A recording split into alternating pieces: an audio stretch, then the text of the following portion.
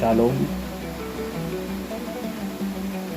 सबका मालिक यीशु है और मालिक ಅಬ್ರಾಮ್, ಇಸಾಕ್, ಯಾಕೋಬ್ ಕಾ ಖುದಾ ಹೇ. ಇದನ್ನು ಯಾಕೆ ಹೇಳ್ತಾ ಇದ್ದೇನೆ ಅಂದರೆ ಪ್ರಯೋಜನೆಂದರೆ ಇಲ್ಲಿನ ದೇವರ ವಾಕ್ಯದಲ್ಲಿ ನಾವು ನೋಡ್ತಾ ಇದ್ದೇವೆ.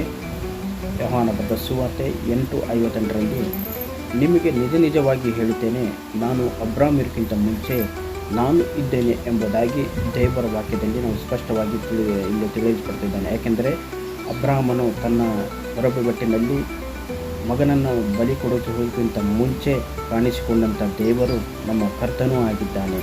ಮತ್ತು ಯಾಕೋಬನಿಗೆ ಅದೇ ಸಮಯದಲ್ಲಿ ಕನಸಿನಲ್ಲಿ ಕಾಣಿಸಿಕೊಂಡಂಥ ದೇವರು ನಮ್ಮ ಕರ್ತನೂ ಆಗಿದ್ದಾನೆ. ಪ್ರಿಯಜನರೇ, ಇದನ್ನು ಸ್ಪಷ್ಟವಾಗಿ ತಿಳಿಸ್ತಾ ಇದ್ದಾನೆ. ಮೋಶೆ ಕಂಡಂಥ ದೇವರು ನಮ್ಮ ಕರ್ತನೂ ಆಗಿದ್ದಾನೆ ಎಂಬುದಾಗಿ ಹೇಳಲಿಕ್ಕೆ ನನಗೆ ಇಷ್ಟಪಡ್ತಾ ಇದ್ದೇನೆ.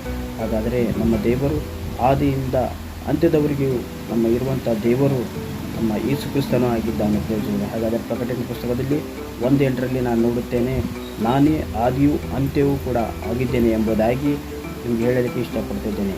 ಆಮೇನ್.